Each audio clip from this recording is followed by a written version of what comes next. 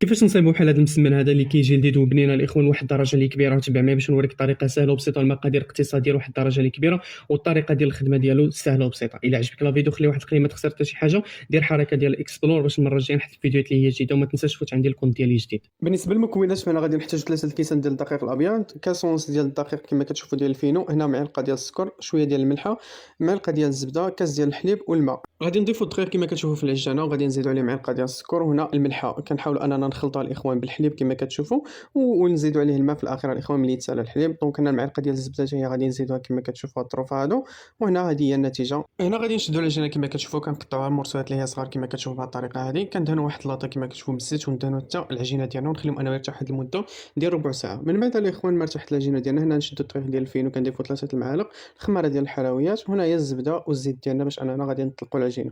هنا تشد العجينه غادي ديرها على سطح المطبخ، تحاول انك تسرحها مزيان غير بالزيت كما كتشوفوا بهذه الطريقه هذه حتى ان يبان السطح ديال العمل. هنا كنديروا شويه ديال الدقيق من الفوق والزبده بحال هكا الاخوان بهذه الطريقه هذه، وكنستمروا نفس العمليه على باقي القطع. هنا ملي كنسرحهم الاخوان كاملين ونجمعهم، هنا كنحاولوا انهم نردوهم على شكل كويرات كما كتشوفوا بهذه الطريقه هذه.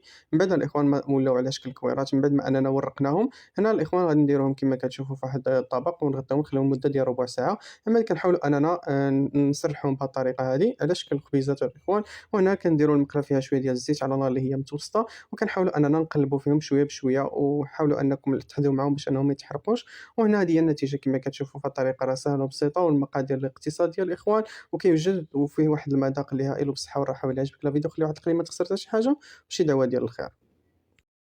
بالنسبه لهذا المسمن هذا قليل الناس اللي كيديروه وقليل الناس اللي كيعرفوا ليه، تبع معايا باش نوريك الطريقه كيفاش انك تصايبو بواحد الطريقه اللي سهله وبسيطه ومكونات اقتصاديه وكيوجد في واحد المده اللي قصيره. هاد الطريقه هذه الاخوان راه مشهوره بزاف، دونك تبع معايا باش نوريك الطريقه. ولا عجبك لا فيديو خلي واحد القيمه، تخسر حتى شي حاجه، ودير الحركه ديال الاكسبلور، فوت عندي الكونت ديالي جديد، تلقى سميتو عندي في البروفيل. تبع معايا. اول حاجه كنديرو كنشدو المقله، كنضيفو فيها شويه ديال الزيت، كنزيدو البصله كما كتشوفوا، ديروا الكميه نتوما اللي بغيتو، وكنديرو رشه ديال الملحه، ونزيدو الكفته من الفوق باش انها تقلى مع بعضياتهم باش تلق ديك المذاق اللي زوين. من بعد الاخوان كنزيدو الفلفل الالوان على هذا الشكل هذا، ونخليهم انهم يتشحروا على خاطرهم.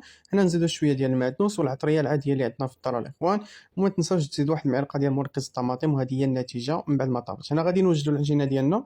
هنا فواحد الزلافه نضيفو جوج كيسان ديال الدقيق الابيض وكاس ديال الفينو، ونزيدو معاه معلقه ديال السكر ومعلقه ديال الملح والخماره ديال العجينه. دونك هنا غادي نخلطو بالماء كما كتشوفوا، كنضيفو كاس ونص تقريبا ديال الماء، هي باش كنخلطو تقريبا هذاك الدقيق هذاك كامل. دونك كما كتشوفوا كنحاولوا انك تعلق العجينه ديالك بهذه الطريقه هذه، من بعد كنقسموها ما نخليوهاش انها ترتاح، نديروها كويرات بحال هذا الشكل هذا كما كتشوفوا، وحنا كنقسموها 6 ديال القطع.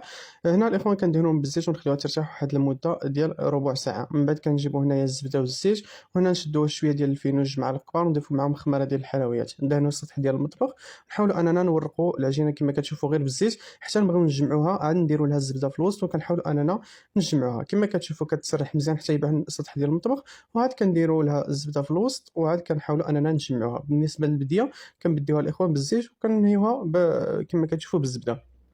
بالنسبه للحشوه فهذاك الشيء اختياري الاخوان، تقدروا ديروا الحشوه اللي بغيتو نتوما، ماشي ضروري انها تكون بالكفته، تقدروا انكم ديروا اي حاجه. دونك هنا كما كتشوفوا كنسرحوا العجينه، كنضيفوا واحد الكميه، كنزيدوا الجبن، وكنحاولوا اننا نجمعوها بهذه الطريقه هذه كما كتشوفوا، نستمروا بنفس العمليه هنا كما كتشوفوا بهذه الطريقه هذه. وهنا غادي نديروهم كما كتشوفوا هذه اللاطه، ونحاولوا اننا نضربوا عليهم من الفوق بهذه الطريقه هذه باش انهم يتسرحوا. الا جاتكم شويه العجينه قاصحه خليوها ترتاح واحد المده ديال ربع ساعه. من بعد كندهنوها بالصفار ديال البيض مخلط مع شويه ديال الحليب، كنديروا الجبن ديال الموتزاريلا من الفوق بهذه الطريقه هذه، وندخلوها على 200 درجه. من بعد الاخوان ملي غادي تنفخ في الفران شويه كنحاولوا اننا نقصوا درجه الحراره 180 ونخليوها طيب على خاطرها، وهذه هي النتيجه بالصحه والراحه.